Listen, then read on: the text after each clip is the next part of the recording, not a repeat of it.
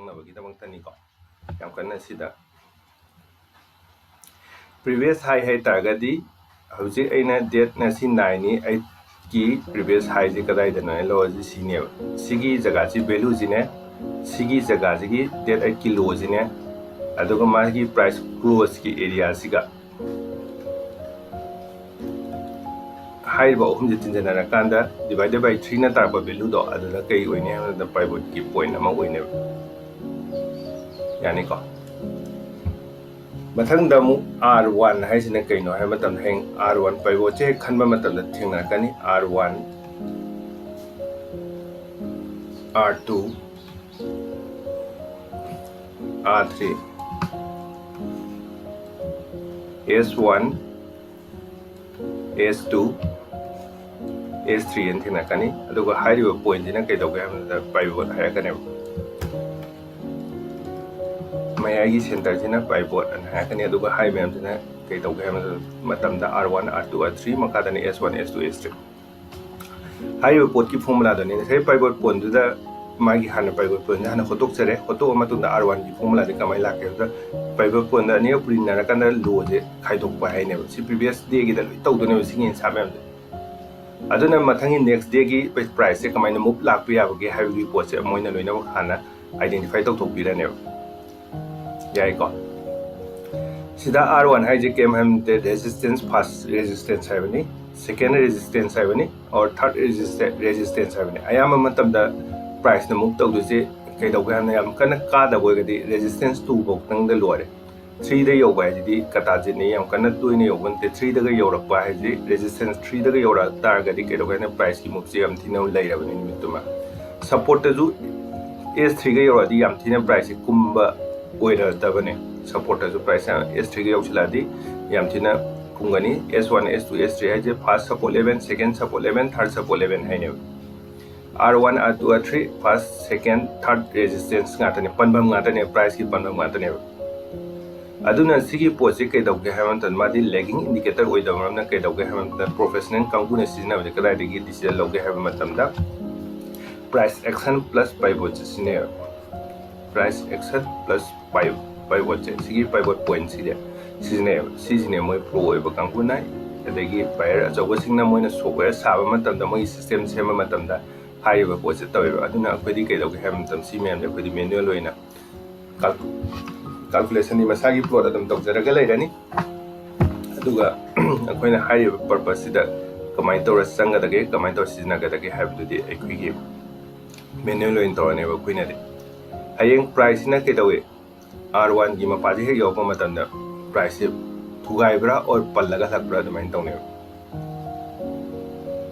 adagi R2 gi mapaji da ke dawe amu thugaibra pallaga lakibra haibje swaida dum diesel logo yane R3 gi mapai yopa matamda heng price pallaga lakadra or thugaira sakidra lawne but adubu amukana hairi sini R3 haiba mapaji yokta di price adu kimati karabani makhada the same case S1 tawtadi ayama matam hanbai sangje 60% oigale mathang dang S2 da laktragadi support haini ko S1 support first support da hek yore ha matam da lakani second support hek yore ha matam da kedawe hanbai gi changje probability 60% oiba handana thugaya chakagana chakata du next ki support amala ko matam da haiba support ju hek yoksilakta di kedawe na price hanna bai da konare smart investor man smart investor hai tadi so with FII DII adagi high net worth investor kangu singdo HNI high net worth investor ai de amukta crow da lak ta leiba kangu singdo lak mayam crow mayam da leiba kangu singdo aduna sinaba indicator sida ina price e kamaina muk tawge habede khangna hona gadabane yai ko aduna magi kai tawge hana de pure price action ni monda tawdusi calculation amagi matuina magi area sing identification torokane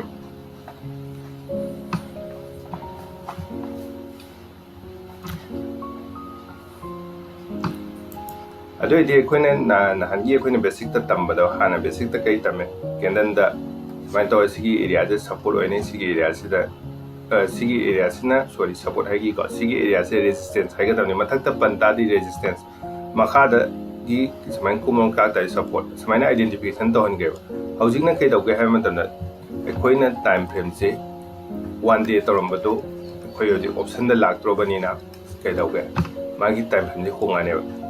time frame se kya kya da hongani ha matamda 5 minute ne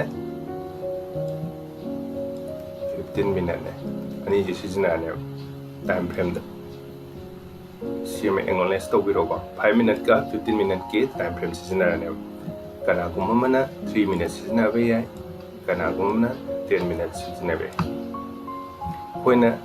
koi gina kai 11 da 5 minute ka 15 minute ke time frame sijina ne aduni akoina kai hai trading ama mai pa ke ga di magi rule ama system ama lai ga dabne habado akoi gi system ni sida position changdore position ama trade changdore habadi akoina 15 days ki trade am changninge akoina calculate tau thoi 15 days am changninge hai ri ma tam da di kai dau ham da kai gi time frame yong na reference law kani habada na 30 minute ki time frame yong na akoina reference law kani sang ma tam da heng loina wa trade khoi success oi da bani na kai sange risk reward as it's inara ne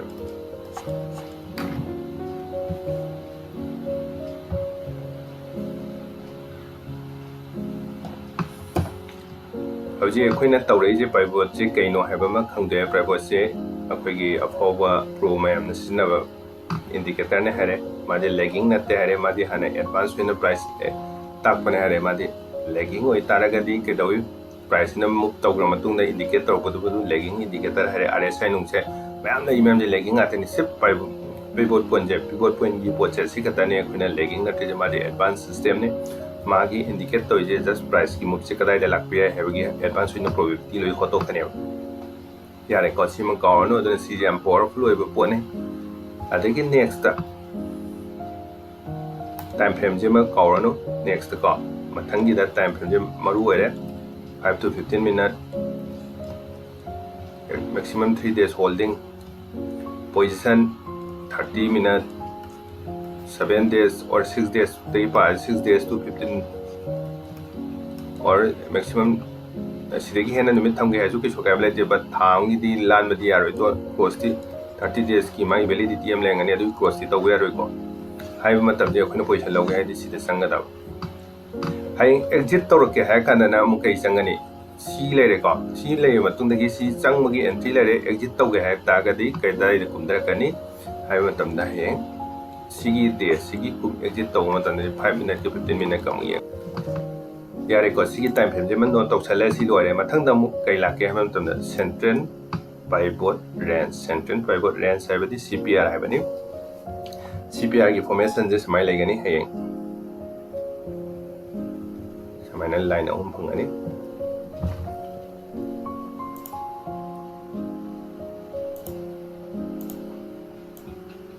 ama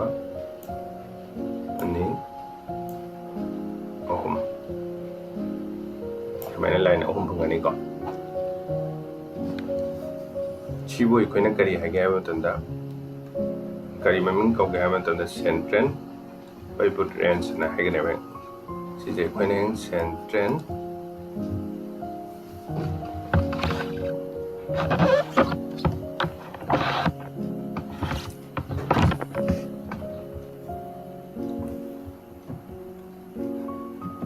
When I see weighing, when I central pivot range, I know it's on. Line home saying, oh, Pangani, I do see middle lines in a kay, I gave them that. Sina pivot and I know. I do see post it top the level post in a kay, the okay, haven't a taxi in a kay, I have the top CPR, I know. Top CPR, I never got. Aduga makhagi pochina kai dawge ha matamda sina bottom CPR hai ne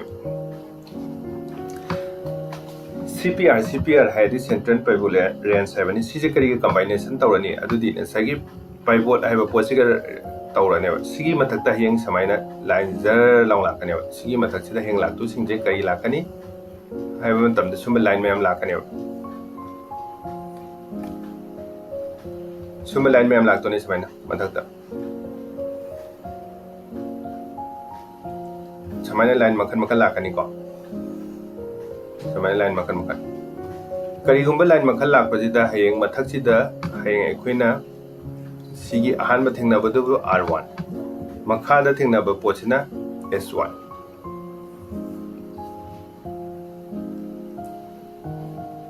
हयेंग अखोइना केंडनजे suppose केंडनजे समाय लेबा मतमदा समायना हेंग केंडनजे मथंग लायेंग खलोन सिगी मपाद हेक यौपोदा केंडनजे मागी लेबा केंडनगी structure दुगी मतुइना price कुमखनी और कागनी हाइजे सुम तमदोनेबा कोइना सी थुगाइगेद्रा और थुगाइरोइद्रा हाइबजे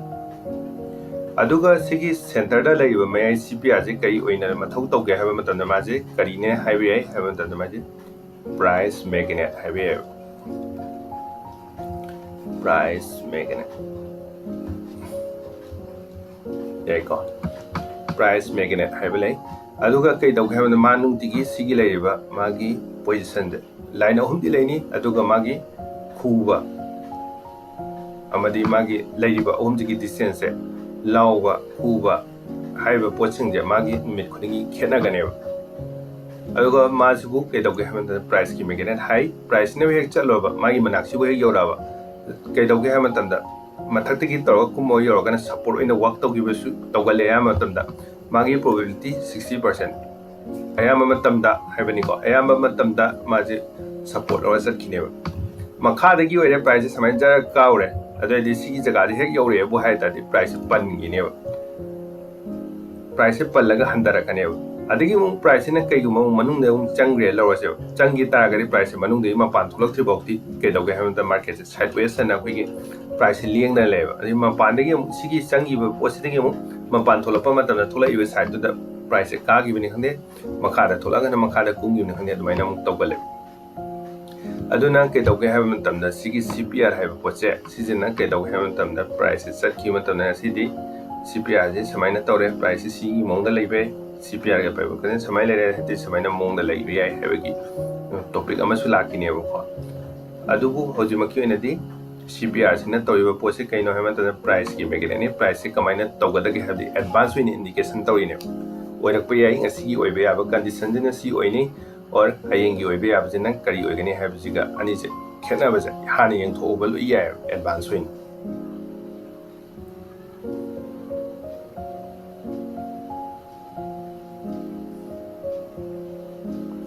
यानी को हजे अखोइना हाइजे CPR दा लाइन अहुम अदुम थेंनगनि मयाइजिना पाइपोतुनि मखाजे बटम CPR है मथगिना टॉप CPR है मागी सिदा लेजिना मागी कैलकुलेशन ने सी मागी कैलकुलेशन ने हाना पाइपोत थो मतुंदा तौबो पोने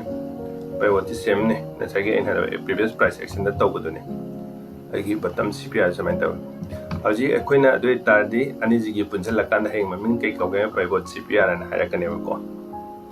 अनिजिगी सिस्टम अनिजिगी पुंजलकान दा हेंग पाइपोत CPR हाइना अखोइना ममिंग थोलकनेब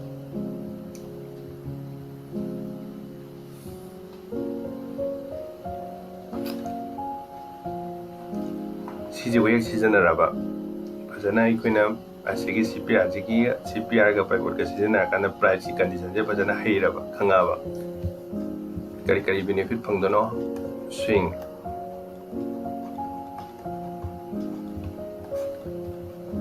intraday